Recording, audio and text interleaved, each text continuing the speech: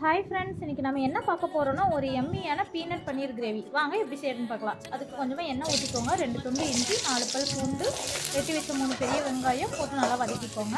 இப்போ கட் பண்ணி வச்சுருக்க 2 தக்காளி, கொஞ்சமாக உப்பு போட்டு இதையும் நல்லா வதக்கிட்டு ஆற வச்சு ஒரு மிக்ஸி ஜாருக்கு மாற்றி அரைச்சி எடுத்துக்கலாம். அது கூட இன்னொரு பேஸ்ட் ரெடி பண்ணிக்கலாம். கொஞ்சமாக தேங்காய், வறுத்த வேர்க்கடலை போட்டு இதையும் பேஸ்ட் மாதிரி அரைச்சி எடுத்துகிட்டு வந்துக்கோங்க. இப்போ தேவையான அளவு எண்ணெய் ஊற்றிக்கோங்க. சோம்பு, கொஞ்சமாக சீரகம் போட்டு தாளிச்சிட்டு அரைச்சி வச்ச பேஸ்ட்டு போட்டு நல்லா கலந்து விட்டுருங்க. இது நல்லா வதங்கி வரட்டும். இப்போ தேவையான அளவு மஞ்சள் தூள், மல்லித்தூள், மிளகாய்த்தூள், கரம் மசாலா இதெல்லாம் போட்டு நல்லா கலந்து விட்டுருங்க. நல்லா வதங்கட்டும். இப்போ அரைச்சி வச்ச தேங்காய் வேர்க்கடலை பேஸ்ட்டு போட்டு அதையும் நல்லா கலந்துக்கோங்க. இப்போ தேவையான அளவு தண்ணி ஊற்றி தேவையான அளவு உப்பு போட்டு மூடி போட்டு ஒரு 2 நிமிஷம் கொதிக்க வச்சிடலாம். இப்போ இந்த அளவு கொதிச்சதுக்கப்புறமா துருவி வச்சுருக்கிற பன்னீர் போட்டு இதையும் நல்லா கலந்து விட்டுருங்க.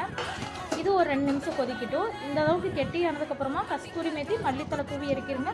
சூப்பரான கிரேவி ரெடி.